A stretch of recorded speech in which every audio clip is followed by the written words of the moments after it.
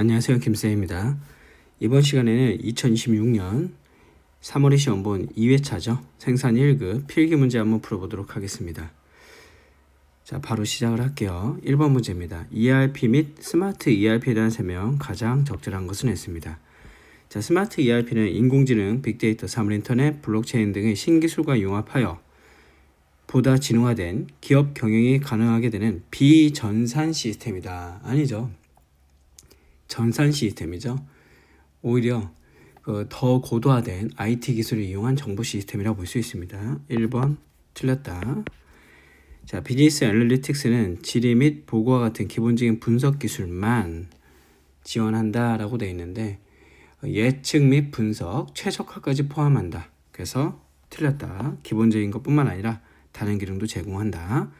전사적 자원관리 시스템은 제조 및 생산, 재무 및 회계, 판매 및 마케팅, 인적 자원관리 등의 핵심 비즈니스 프로세스를 데이터 수집하여 그 데이터를 분산된 데이터베이스에 저장하여 관리하는 정보 시스템이다 라고 되어 있는데 분산된 아니죠. 통합이죠. 통합된 데이터베이스 시스템입니다.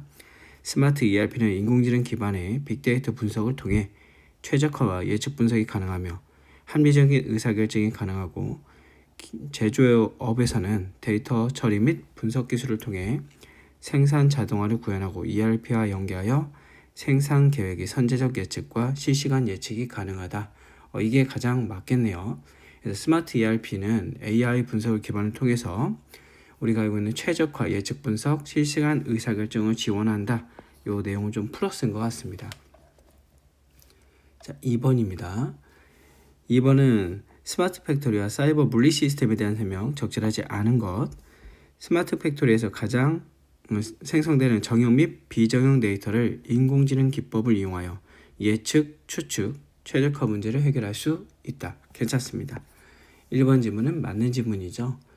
그래서 스마트 팩토리에서는 정형, 비정형 데이터를 이용해서 AI 기법을 통해서 예측, 추론, 최적화 문제를 해결할 수 있습니다. 대표적인 내용이고요. CPS는 실제 물리적인 제품, 생산 설비, 공장을 사이버 공간에 그대로 구현하고 서로 긴밀하게 통합되는 통합 시스템이다. 맞습니다. 원래 CPS의 정의를 잘 설명하고 있죠. 사이버 공간 안에 구현하고 통합적으로 운영하는 시스템, 이게 포인트라고 보시면 됩니다.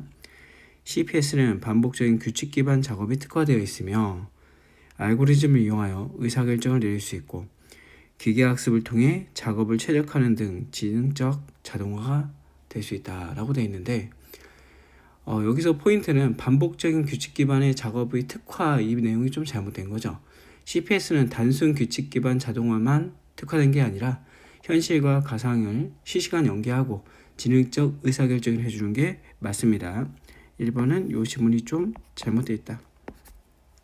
3번은 스마트 팩토리는 공정별 자동화 설비와 응용 시스템 간에 실시간 연결하고 인공지능에 의한 데이터 분석을 통해 공장 운영 최적화라는 지능형 공장 운영 체계 목표를 한다. 괜찮습니다. 맞는 지문, 타당한 지문입니다. 답은 3번. 3번 지문은 예전에 우리가 풀었던 그 문제죠. 지금 현재 3번 지문에서 서버, 스토리지, 데이터베이스, 네트워크 등 IT 인프라 자원을 클라우드 서비스로 빌려 쓰는 형태, 얘를 우리가 뭐라 불러요? 여기를 IaaS라고 부릅니다. 그래서 서버, 저장 공간, 네트워크, 인프라를 제공하는 건 IaaS, PaaS는 개발 배포를 위한 플랫폼을 제공하는 거고요. SaaS는 완성형 소프트웨어를 제공하는 거죠. 답은 3번입니다. 자, 그 다음에 4번 문제입니다. 주식회사 생산에 대한 설명, 적절하지 않은 것 했습니다. 주식회사 생산은 수주의 증가로 인해 생산계획, 공장 실적, 재고, 원가, 데이터, 부서별 관리가 따로 되어 납기 지원과 제공 문제가 반복되고 있대요. 이에 따라 회사에서는 ERP 생산 모듈을 도입하기로 했고 사내 ERP 구축 경험자가 부족했대요. 그래서 프로젝트를 6개월로 안정적인 목표 오픈을 예상하고 있고 컨설턴트를 도움받으려고 한다고 합니다. 즉 한마디로 말해서 내부 개발자가 부족하니 외부 컨설턴트를 통해서 도입하겠다, 이게 되겠죠. 자, 적절하지 않은 겁니다. ERP 구축 실패할 경우 책임은 전적으로 고용한 컨설턴트에 있다. 여러분들 ERP라는 건요, 우리가 외부에서 컨설턴트를 이용해서 도입을 하더라도 사용자, 경영진, 협업부서, IT, 외부 컨설턴트가 함께하는 공동 프로젝트입니다. 따라서 구축의 실패를 전적으로 컨설턴트에 있다고 이렇게 밀어버리면 안 되겠죠. 공동 책임이다. 답은 1번입니다. 나머지 읽어보시고요. 자, 5번입니다. 회사 A, 아웃소싱의 장점을 살리지 못한 회사는 어디입니까? 회사 A, 주식회사 생산성은 ERP 구축 후 운영 경험이 부족해 어려움을 겪고 있다. 이에 전문 아웃소싱 업체의 도움을 요청했고 업체에서는 표준 방식으로 적용해주며 사내의 운영 노하우를 전수해줬대요. 괜찮은 것 같습니다. 그죠? 지금 A는 괜찮은 것 같아요. 장점을 살리지 못한 회사니까요. B, ERP 개발 운영 유지 보수를 위해 전담 부서 인력을 배치하기 어려운 상황이다. 이에 아웃소싱 전환 후에는 내부 인력은 업무 요구 정리와 사용자 지원에 집중하고 ERP는 관련 업무는 외부 업체가 수행해 인력 부담이 줄었다. 괜찮죠? 지금 인원이 부족하니까 외부에서 도입하면서 업무를 나누는 거죠. B도 괜찮네요. C, ERP 구축 및 운영을 전면 아웃소싱을 진행했다. 업체와의 계약 갱신 시점에 업체는 비용 인상을 요구했고 내부에 인수인계된 문서와 운영 노하우 및 기술이 부족해 다른 업체로 전환하기 어려운 상황이 됐다. 얘는 의존도가 너무 심해진 상황을 얘기하는 거죠. 그러다 보니까 기술도 축적되지 않았고 그다음 외부 업체의 의존을 너무 하다 보니 외부 업체에 끌려갈 수밖에 없는 아웃소싱 리스크가 발생한 상황이라고 보면 되겠습니다. 답은 C. 자, 6번입니다. 생산성 문제에 대해서 나왔네요. 기존의 공장에서 30시간의 작업 시간을 들여서 240개를 만들었다고 합니다. 자, 그러면 240개를 30시간으로 나눠주면 되겠죠. 그럼 8개를 만들었다는 얘기죠. 시간당. 그렇죠? 근데 공장 개선을 통해서 20%를 작업 시간을 감소시켰대요.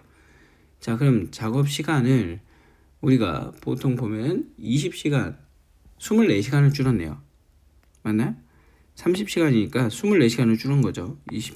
이렇게 24시간으로. 그러면 나눠주면 어떻게 돼요? 10개가 되겠죠. 자, 8개에서 10개로 지금 생산성이 향상된 것 같습니다. 그럼 8분의 10-8로 보면 되겠죠. 그죠? 그럼 8분의 2가 되겠네요. 자, 그러면 그렇죠. 25%의 생산성 향상을 가져왔다. 단순하게 풀 수 있는 문제였다. 7번 문제. 구조수를 나타냈다. 자, 상위 품목 한 단위를 생산하기 위해 제품 X를 10개 생산하기 위해 필요한 B 부품을 물어봤어요. 얘네요. 자, 그러면 여기는 20개 곱하면 되겠죠? 여기도 곱하면 됩니다. 지금 여기는 40개, 여기는 30개입니다. 그러면 총 합치면 얼마? 그렇죠. 70개죠. 어렵지 않은 문제. 자, 8번 문제입니다. 금년도 2월의 판매 예측치는 50억 원이며 2월의 실제 판매 금액은 45억. 3월의 판매 예측치를 구해봐라. 자, FT는 AT 곱하기 알파 더하기 1-알파의 F의 T-1이다 라고 했습니다. 자, 실제 판매량 45억, 지수평화법 0.4, 그러면 계산해보면 0.6 곱하기 50이 되겠죠. 자, 그대로 넣어주시면 돼요. 요거 얼마? 4, 4, 16에 5, 4, 20이니까 18억 더하기 30억이네요. 그죠? 합치면 48억이 되나요? 지수평화법 문제는 여러분들 꼼꼼하게 보셔야 돼요. 계산 문제, 특히 계산 문제는 꼼꼼하게 보시는 걸 저는 추천을 드립니다. 자, 9번. 어느 한 카페에서 시즌 음료를 수요 예측하기 위해 단계별 작성을 했대요. 단계별 수요 예측 내용으로 적절하지 않은 것. 예측의 목적과 용도를 결정. 카페는 오늘 6월과 8월에 시즌 한정 파인애플 라임 아이스티 품절과 재고 과잉을 방지하기 위해 생산량, 재고 수준을 최적화하고 목표 매출 달성 여부를 관리하려고 한다. 자, 1번은 괜찮은 것 같죠? 2번 두 번째 거 예측 대상 여기는 아니네요. 여기서부터군요. 예측 대상 품목과 단위 결정. 파인애플, 라임, 아이스티 컵이며 단위는 1일 판매 장치로 결정했대요. 여기까지 맞겠죠? A부터 보겠습니다. A 단계 여름 성수기를 예측 기간으로 잡고 총 92일간의 일별 수요량을 예측하는 단계. 자, 지금 우리 보면은 지금 예측 목적 결정하고 대상 품목과 단위를 결정하고 그 다음에 나오는 게 뭐예요? 예측 기간의 설정이죠. 예측 기간의 설정입니다. 그러면 A는 괜찮죠? 예측 기간의 설정 괜찮습니다. 자, B 과거 2년간의 일별 판매 데이터를 바탕으로 계절성 반영한 이동평균법을 병행 사용하기로 했다. 기법의 설정이죠. 여기는 기간의 설정이고요. 순서대로 보면 B도 맞죠. 그러면 C 과거 2024년, 2025년 9월부터 12월까지 일별 판매량, 기온, 강수량 등 데이터, 여름 프로모션, SNS 집행 일정, 타 카페의 신메뉴 출시 등의 자료를 수집했다라고 되어 있습니다. 자, 원래는 필요한 자료를 수집하는 게 맞죠? 그죠? 그런데 여기서 보시면 필요한 자료 수집은 말해요. 그 절차는 맞거든요. 근데 지금은 몇 월부터 몇 월이야? 6월부터 8월까지라 했잖아요. 6월부터 8월. 근데 지금 자꾸 얘는 C는 무슨 단계예요? 9월부터 12월을 조사하고 있대요. 틀렸죠? 기간이 틀린 겁니다. 즉 필요한 자료 수집은 맞는데 9월부터 12월 자료가 아니다. 그래서 답은 3번이다. 문제를 좀 약간 애매하게 길게 됐는데 결국에는 그렇게 어렵지 않습니다. 그 다음에 하는 게 뭡니까? 예측의 시행이죠. 예측의 시행. 예측을 갖다 실행해서 값을 산출해내는 겁니다. 마지막은 검증이죠. 자, 이런 단계로 이루어진다. 9번 문제 어떻게 보면 문제를 갖다 지금 약간 꽈서 내긴 했는데 결론은 쉽게 났지만 상당히 잘 낸 문제라고 봅니다. 자, 10번 보기 항공기 생산 기업인 생산 에어로는 생산 라인에 대한 설명을 얘기하고 있다. 에어로의 생산 특징으로 가장 적절한 것은 했습니다. 주식회사 생산 에어로는 미리 재고를 확보해 두기보다는 항공사의 구체적인 계약이 체결된 시점부터 제작에 착수합니다. 어떻게 보면 여기가 좀 포인트가 됐겠네요. 자, 그 다음에 공장 내부에는 특정 부품만 찍어내는 전용 설비 대신에 작업이 바뀔 때마다 세팅을 조정하며 다양한 형태를 가공할 수 있는 다목적 장비 포인트고요. 갑작스러운 설계 변경이나 다른 기기 제작의 요구에 대응할 수 있다. 작업장은 절단, 열처리, 도장 등 유사한 기능의 설비를 한 구석에 모아놓고 올라가 있죠. 작업 구역을 완성했다. 이 과정에서 기계 조작과 공정 판단이 중요하므로 단순 반복 작업보다는 베테랑 기술자. 자, 지금 뭡니까? 잡샵에 대해서 개별 생산 방식에 대해서 얘기하고 있죠. 잡샵입니다. 그래서 잡샵의 특징은 주문의 생산, 법령기기, 큰 유연성, 공정 및 기계 배치, 숙련공 다 설명하고 있어요. 그래서 포인트는 가장 적절한 것은 그렇죠. 공정별 기계 배치가 맞겠네요. 자, 연속 생산 아니고요. 적은 유연성도 아닙니다. 자, 연속 생산은 흐름 생산에 가깝고요. 적은 유연성은 오히려 플로우샵에 가깝죠. 대량 및 재고 생산 얘도 아닙니다. 계약 후 착수라고 했으니까요. 답은 3번이다. 자, 11번입니다. 자, 다음 보기에서 발주 계획에 대한 MRP 레코드다. 품목 크기 로트 방법을 로트 포 로트로 했대요. 조달 기간은 2주가 걸리고요. 리드 타임은 2주. 그 다음에 안전재고 수는 10. 그 다음에 현재는 52개래요. 52개. 이때 2주의 발주량은 얼마입니까? 자, 우리 지금 총 소요량이 40이니까 계산하면 얼마나 여기 기말재고는 12이죠. 자, 그 다음에 입고 예정량이 10개가 더 들어온대요. 그러면 22개가 되겠네요. 그죠? 22개 계속합니다. 자, 그런데 지금 보니까 80에서 그죠? 4주차는 22개를 빼줘야 되겠죠? 그럼 80에서 22개를 빼주니까 58개가 부족해요. 그죠? 58개가 부족한 상황이니까 이 58개만큼 4주니까 2주 전에 여기에 58개가 들어가야 되겠죠. 자, 그쵸? 자, 그런데 말씀드린 것처럼 지금 여기서 10개는 사용하지 못하는 거잖아요. 그죠? 안전재고가 10이니까요. 그러면 여기다 더하기 10개를 더 주문해야 되겠죠. 안전재고를 못 쓰는 재고니까. 이해되시나요? 그래서 결국에는 68개를 주문해야 된다. 이 포인트가 되겠습니다. 11번 문제도 뭐 간단하긴 하지만 살짝 이것저것 고려해야 되는 문제라서 한번 잘 봐주시면 좋을 것 같아요. 내용은 그렇게 어렵지 않았습니다. 자, 12번 문제입니다. 공정계획표에 따른 주공정을 찾아라. 그때 3단계 여유시간은 얼마입니까? 자, 우리 주공정을 한번 구해볼까요? 1, 2, 4, 1, 2, 5. 자, 1, 2, 5. 1, 2, 5, 8, 9로 가는 경우의 수가 있고요. 그 다음에 1, 3, 6, 8, 9로 가는 게 있고요. 그 다음에 1, 3, 4, 7, 6, 8, 9로 가는 게 있고요.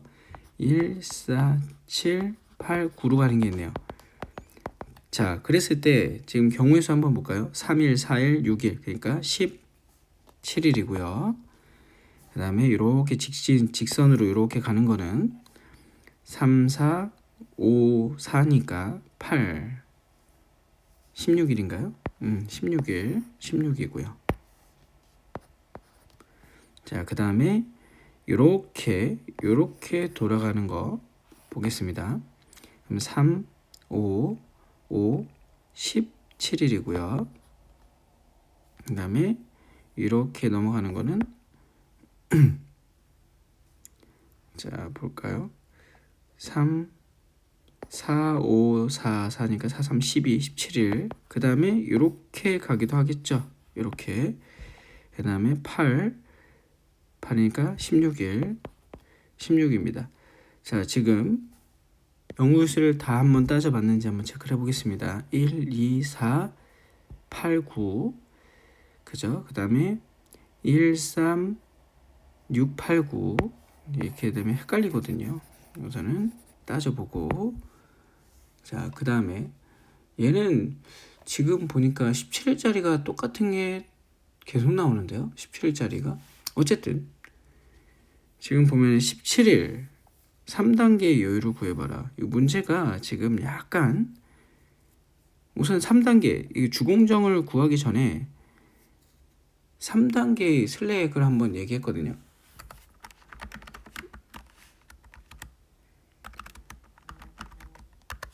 자, 그러면 3단계를 한번 보도록 하겠습니다. 원래는 17일부터 거꾸로 또 들어가야 되잖아요. 17일부터 거꾸로 들어왔을 때 과학은 여기 여유는 얼마나 되냐 이건데 자, 한번 따져보겠습니다. 우선은 0, 3으로 가고요. 그죠? 만약에 이렇게 3단계는 이렇게밖에 없네요. 이거는 주공정을 따지면 안 되겠네요.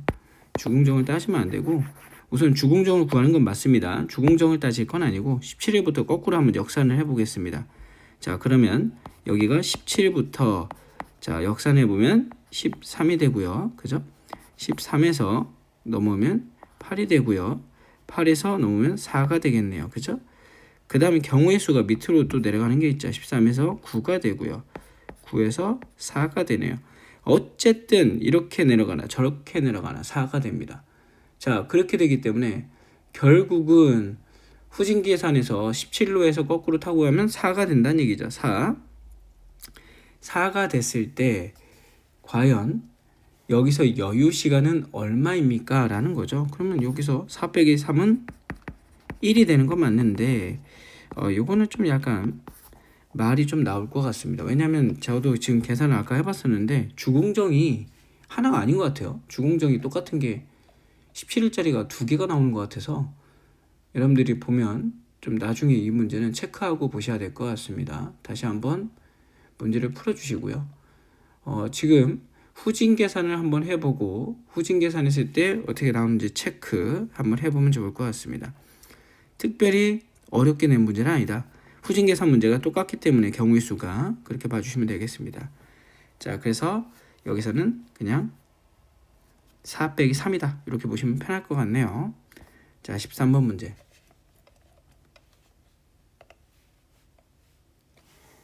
보기 발생하는 현상에 대한 용어를 한글로 입력하세요. 주식회사 생산은 ERP 시스템 활용하여 판매계획, 생산계획, 자재 소요계획을 연결해서 관리하고 있다. 그런데 특정 제품의 실제 판매량은 소폭 증가하는 데 그쳤음에도 영업부서는 재고 부족을 우려해 과다한 판매 예측을 입력하였다. 이에 따라 생산부서는 계획대로 확대했고 구매부서는 더 발주를 크게 했다. 즉 확대해야 되는 채찍 효과를 얘기하네요. 채찍 효과, 불힙 효과라고 합니다. 14번입니다. 절차 계획에서 가장 적절하지 않은 것 됐습니다. 절차 계획은 작업의 순서, 방법, 작업의 소요 시간, 표준 시간, 작업의 행해질 장소 및 경로를 결정하고 할당한다 라고 되어 있습니다. 여기서 품질 수준을 결정하지 않죠. 14번은 바로 암기했으면 풀 수 있는 문제 넘어갑니다. 자, 15번입니다. 공정 도식 기호에 대해서 복합 기호를 얘기하고 있네요. 자, 겉에 있는 기호가 주공정, 안에 있는 기호가 보조공정이죠. 주로 가공을 하면서 가는 운반을 하겠다. 이렇게 매치가 되겠고요. 품질 검사를 하면서 가공을 하겠다. 가공을 하면서 품질 검사를 하겠다. 품질 검사를 하면서 수량 검사를 하겠다. 이렇게 매치가 되겠네요. 그래서 답은 1번. 자, 16번입니다. 공수계획과 공수체감곡선에 대한 설명 적절하지 않은 것 됐습니다. 공수계획은 부와 작업의 능력을 비교하여 조정하려 한 것이다. 괜찮고요. 공수체감곡선은 작업을 반복함에 따라 시간이 체감되는 현상, 줄어드는 현상을 얘기한다. 맞고요. 공수계획에서 부와 능력의 비교 척도는 기계시간 또는 사람 시간 등이 사용된다. 이것도 맞습니다. 공수체감곡선은 작업이 반복될수록 작업 소요 시간이 체감하는 현상으로 자본 집약적 산업에서 두드러진다. 노동 집약적이죠.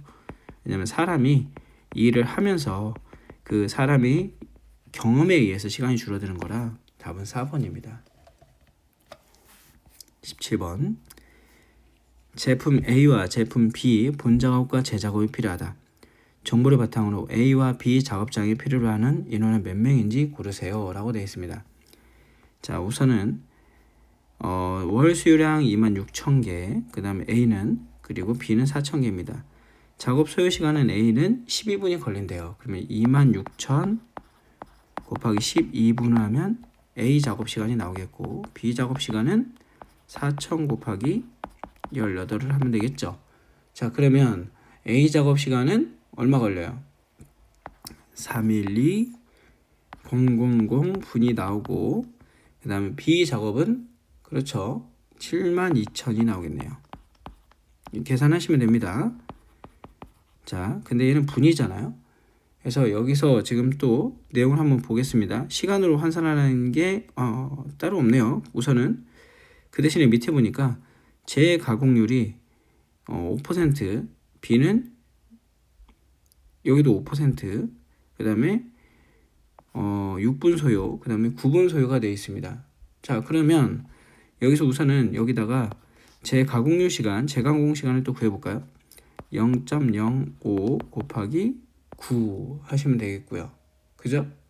A는 6인가요? 6. 그 다음에 얘는 또 뭐가 돼요? 곱하기 0.05 곱하기 9가 되겠네요. 자, 그리고 나서 계산 한번 해보겠습니다. 자, 그러면 여기는 지금 7,800분이 나오고요. 이 밑에는 1,800분이 나오네요. 그러니까 다 구한 것 같습니다. 자, 우선은 재가공 시간도 구했고 작업 소요 시간도 구했어요. 그랬을 때 우리가 지금 보시면 총 작업 시간을 구해 놓으면 다 더해 보면 되겠죠. 자, 그럼 얼마가 나요?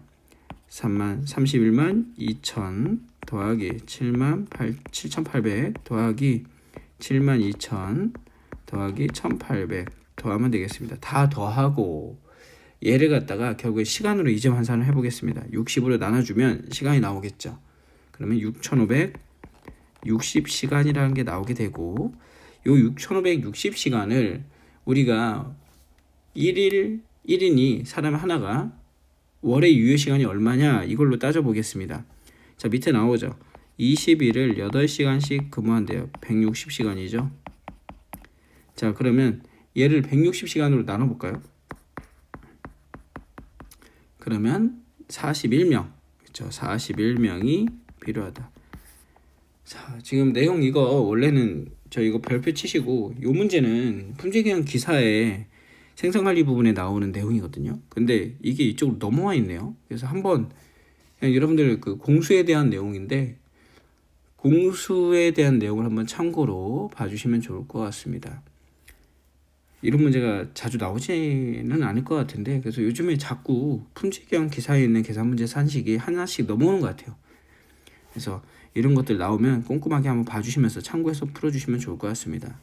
18번 GT 7가지 낭비에 해당되는 것, 보통 보기에 있는 7가지 낭비는 무엇입니까? 자, 우선 7가지 낭비부터 보겠습니다. 과잉 생산의 낭비, 재고의 낭비, 운반의 낭비, 불량의 낭비, 가공 그 자체의 낭비, 가공의 낭비라고 부르죠. 동작의 낭비, 대기의 낭비입니다. 자, 그러면 낭비 정의는 원래 불필요한 공정이었으나 작업을 마치는 것과 같이 생각하는 것이며, 발생 원인은 공정 순서 분석 미비, 작업 내용 분석 미비, 불합리한 도구 사용, 재료의 미검토, 이를 개선하기 위한 방안으로 공정 설계의 적정화, 작업 내용의 수정, 그 다음에 검토 방법, 사용 방법, 그 다음에 올바른 도구 사용법들이 있다. 얘는 뭐예요? 그저 가공의 낭비죠. 고객의 필요를 하지 않거나 과도한 품질 기준을 충족시키기 위해 발생하는 불필요한 가공이나 작업, 비효율적인 걸 좀 줄이겠다. 그 낭비다. 그게 낭비다. 라고 얘기하는 거죠. 자, 19번입니다. 자재명사자가 보기와 같은 구조로 가질 때 이 K가 10개래요. 지금 BOM이 2문제나 나왔네요. 자, H 현재 재고량이 1520개일 때 소요량은 얼마입니까? 계산해 보겠습니다. A 30, B 20, C 40 그대로 곱해주면 됩니다. 30, E는 90, 그 다음에 60, 270이 되겠고요. 자, 270 그리고 270 곱하기 5가 되겠죠. 얘는 1350인가요? 1350, 그 다음에 여기는 20, 그 다음에 40, 120, 그리고 160, 40이 되겠고요. 그 다음에 90이 되겠네요. 90, 160, 120, 1350 얘네들 다 더하면 됩니다. 자, 그럼 1720이 나와요. 근데 지금 현재구가 1520이 있으니까 빼주시면 되겠죠. 그럼 얼마? 200개. 어렵지 않은 문제. 부하와 능력에 대한 내용을 얘기했습니다. 자, 여기서 부하와 능력 차이예요. 부하라는 거, 부하는 1이라고 보시면 돼. 1을 할 때 들어가는 거. 생산량 500개 곱하기 단위 공수가 하나 만들 때마다 0.2시간이 들어간대요. 그러면 그렇죠, 100시간이 들어갑니다. 부하는 100시간이 걸릴 것이다. 자, 인원은 5명과 작업시간은 그렇죠, 8시간이래요. 그러면 인원 능력 같은 경우 어떻게 돼요? 5명이서 0.8시간이죠. 8시간이죠. 8시간을 계산합니다. 곱하기 가동률은 10%가 안 된대요. 자, 그럼 이렇게 보면 되겠죠. 36시간이 나오네요. 자, 결국에는 지금 100시간은 원래는 근무 시간으로 우리가 부하가 걸리는데 작업이 사람이 할 수 있는 건 36시간밖에 안 돼요. 빼주면 되겠죠. 그러면 그렇죠, 64시간이 모자라요. 지금 부족한 차이 값이 되겠습니다. 그만큼을 더 뽑아야 되거나 아니면 외주를 줘야 되겠죠. 자, 21번입니다. 라인 밸런싱 효율은 EB는 시그마 TI 나누기 N 곱하기 T max라고 했어요. 자, 그러면 15 더하기 20 더하기 30 더하기 25 더해주고, 그 다음에 N 4개 공정이네요. 맥스 값 30 해주시면 되겠습니다. 자, 계산하면 얼마? 그렇죠, 75%입니다. 곱하기 100 해주면 되겠죠. 재고 들어갑니다. 재고의 정의, 특성. 가장 적절하지 않은 것. 생산활동에 장기간 사용되는 기계 설비, 공장 건물, 토지 등도 재고자산에 포함된다. 자, 여러분들 지금 재고자산이 아니죠. 재고자산이 지금 뭡니까? 우리 그 기업의 미래 수요나 생산활동에 필요하기 위해 보유하는 자원, 수요와 공급을 완충시키는 기능을 하는 내용들을 얘기합니다. 창고 안에 있는 거죠. 근데 여기서 말하는 기계설비, 공장, 토지는 얘는 재고자산이 아니라 뭐예요? 그냥 고정자산이죠. 고정자산. 그래서 1번이 틀린 겁니다. 지금. 재고는 원재료, 뭐 제공품, 완제품, 소모품 이런 것들 얘기하죠. 자, 그 다음에 23번 바로 들어갑니다. EOQ 문제, 이거 계산 문제 정말 많이 나왔네요. 주 생산의 연간 재고 유지 비율을 구하세요 라고 되어 있습니다. 루트 EOQ로 보겠습니다. EDS 나누기 H는 P 곱하기 I가 되죠. 자, 여기다 그대로 한번 들어가 볼까요? 자, 부품 Z 연간 4,000개 소비한다. 연간 4,000개니까 D가 4,000이 되고요. 그 다음에 구매 단가는 5,000원이고 한 번 주문할 때마다 운송비와 감수를 포함하여 5,000원의 구매 단가, 이게 주문 비용이 되고 단가는 얘가 되겠네요. 5,000원이 되겠다라고 합니다. 자, 그랬을 때 우리 보고 지금 이 I를 구해봐라 라는 거죠. 넣어서 풀어주시면 됩니다. 결국에는 200개라는 걸 밝혀냈기 때문에 다 주어졌죠. 넣어서 풀어보시면 돼요. 그럼 얼마 나와요? 쭉 풀어보면 지금 여러분들 결국에는 1,000원이 나오겠죠. 1,000원 단가가 그 H 비율, 우리가 흔히 말하는 H 값이 1,000원이 나오고 지금 1,000원은 여기서 단가를 갖다 집어넣었죠. 지금 원래 H를 먼저 구하고 단가 먼저 나중에 구하면 되겠죠. 구하기 힘드신 분들은 그러면 H 구하면 H는 얼마가 나와? 1,000원이 나오고 H는 그러면 1,000원은 이렇게 들어가야죠. 1,000원은 5,000분의 맞나요? PI니까 그죠? H는 PI잖아 지금. 그러면 H는 PI니까 우리는 I로 구하는 거죠. 그랬더니 P로 나눠주면 되겠죠. I는 P분의 H가 되고 1,000원 나누기 5,000원 여기 맞겠네요. 그러면 몇 퍼센트? 0.2니까 20%가 나오겠네요. 자, 답은 3번. 풀어보세요. 이번에 응용 문제네요. 맨날 그 똑같은 것만 구하다가. 자, 24번. 보기에서 설명하는 생산관리 기법은 자재 소요 계획에서 산출된 생산 및 작업 지시를 기준으로 해당 생산 계획을 실제로 수행할 수 있는 설비, 인력, 작업 시간 등의 생산 능력이 충분한지 검증하고 조정하는 생산 기법. 자재 소요 계획 활동 중에 MRP 전개에서 계획된 생산이 얼마만큼의 제조 자원을 요구하는지 포인트. 자, 이렇게 MRP가 산출된 작업 지시를 기준으로 실제 수행할 능력이 있는지 없는지를 검토하는 걸 우리가 CRP라고 부르죠. 얘는 MPS가 되죠. RCP는 이 두 개만 기억하시면 되겠다. 바로 보고 넘어갑니다. 25번입니다. 최근 글로벌 공급망을 고려할 때 SCM의 주 도입 목적 및 추진 효과에 대한 설명 가장 적절하지 않은 것입니다. 물류 비용 절감, AI 기반의 수요 예측과 운송 경로 최적화를 통해 불필요한 재고의 이동을 줄이고 물류 프로세스의 전반 가시성을 확보하여 총 물류 비용 절감한다. 괜찮죠? 생산 효율화, 공급업체와 제조업체 간의 실시간 공유를 통해서 채찍 효과를 완화하고 정확도를 높여서 유효 설비와 과잉 생산 제거한다. 괜찮네요. 총체적 경쟁 우위 확보, 개별 기업의 최적화가 아닌 공급망 최적화를 추구함으로써 고객의 주문으로부터 납품까지 리드 타임을 단축하고 시장 변화에 대한 대응력을 높여 우위를 창출한다. 괜찮죠? 급변하는 시장 트렌드와 고객의 다양한 요구를 실시간적으로 대응하기보다는 생산 효율성을 극대화하기 위해 표준화된 제품 대량 생산 체계를 고수하여 공급의 안정성을 확보하는 것이다. 자, 여기서 잘못된 건 뭡니까? 지금 보시면 현대 SCM은 고객의 수요의 대응과 공급망 유용성을 중시하지 지금처럼 대량 생산을 고수하지는 않는다는 거죠. 그죠? 포인트는 4번이다. 자, 26번. EOQ가 또 나왔어요. 지금 계산 문제가 엄청 많이 나왔어요. 그죠? 다시 한번 써볼까요? EOQ는 루트 EDS 나누기 H는 PI로 표현할 수 있습니다. 자, 여기서 수요량, 9만 개. 자, 주문 비용 200원, 단가 9,000원, 재고유지 비율 0.1. 자, 계산해 주시면 되겠죠. 계산하면 얼마 나요? 그렇죠. 200이 나온다. 계산 문제들은 여러분들 별표 치고 꼭 다시 풀어보세요. 또 계산 문제네요. 보기에서 제시된 자료만을 참고하여 작업량에 대한 가용 능력 비율을 이용률을 구하세요. 이 문제는 여러분들 자주 보는 문제죠. 이용률 구하는 공식. 자, 필요한 작업량은 지금 보시면 140 곱하기 단위당 3시간입니다.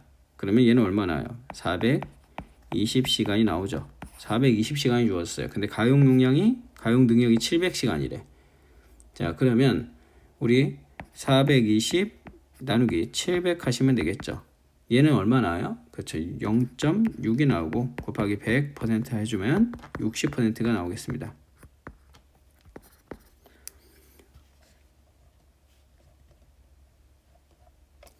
자, 28번 품질의 정의에 대한 설명. 가장 적절한 것은 했습니다. 품질의 정의 중 용도에 대한 적합성 강조한 학자는 크로비스이며 품질을 절대적 최고급 개념으로 정의했다. 자, 우리 학자들별로 좀 정리한 걸 한번 알고 갈까요? 주란이라는 분은 적합성, 그죠? 이 적합성 자체가 틀린 겁니다. 1번 주란의 적합성이죠. 크로비츠는 일치성을 강조했어요. 제조 품질은 적합 품질이라 하며 설계 도면이나 규격과는 관계없이 고객이 실제 사용하면서 느끼는 만족도인데, 얘는 뭐예요? 사용 품질을 얘기하는 거죠. 그죠? 사용 품질. 제조 품질 같은 경우에는 규격에 맞게 되어 있는 거죠. 이거 잘못 설명했어요, 지금. 시장 품질은 제조가 완료되어 출하되는 시점, 물리적인 상태만을 의미하며 판매 이후에 서비스나 교환 같은 건 포함되지 않는다. 아니죠. 이게 AS 같은 경우에도 시장 품질에 들어가죠. 지속적인 품질이 유지되는 걸 만족도로 평가를 하니까 여기도 잘못했죠.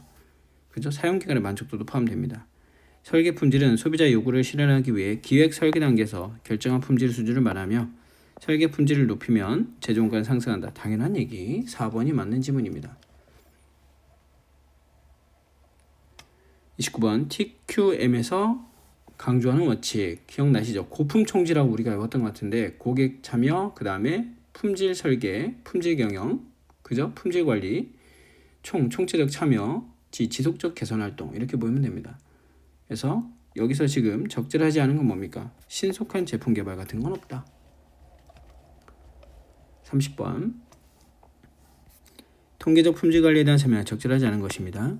통계적 품질 관리는 통계적 원리와 기법을 활용하여 품질 규격을 만족시키는 제품을 가장 경제적으로 생산하고 관리하는 체계를 얘기한다. 괜찮네요. 통계적 품질 관리 궁극적 목표는 공정에서 발생하는 우연 원인을 포함한 모든 변동을 제거하여 우리 변동을 보시면요. 원인에서 우연 원인과 이상 원인이 있잖아요. 이상 원인은 우리가 통제하고 제거할 수 있는 원인인데 우연 원인은 불가피 원인, 즉 우리가 피할 수 없는 원인이라고 불러요. 그래서 우연 원인만 존재하는 상태를 우리가 관리되고 있는 상태다라고 합니다. 여기서는 그래서 모든 이상을 발견 제거하는 것은 아니라 우연 원인까지 제거할 수 있는 것은 현실적으로 좀 어렵다. 답은 2번이 되겠네요. 31번 괄호란 관리도에서 공정이 통계적으로 관리 상태에 있을 때 산출되는 값들을 변동 범위 내의 기준으로 설정한 상한선과 하한선을 얘기한다. 이는 공정의 안정 여부를 판단하는 기준이 되지만 제품의 허용 품질 기준을 의미하는 것은 아니다. 지금 그대로 문구 가져온 거거든요. 관리도는 공정이 통계적 관리 상태에 있을 때 산출되는 변동 범위를 기준으로 한 상한선과 하한선. 여기서 지금 얘를 뭐라 부르냐면 우리가 상한선, 하한선, 관리 한계선이라 불러요. 상부 관리 한계선, 하부 관리 한계선 이렇게 부릅니다. 그래서 관리 한계선이다.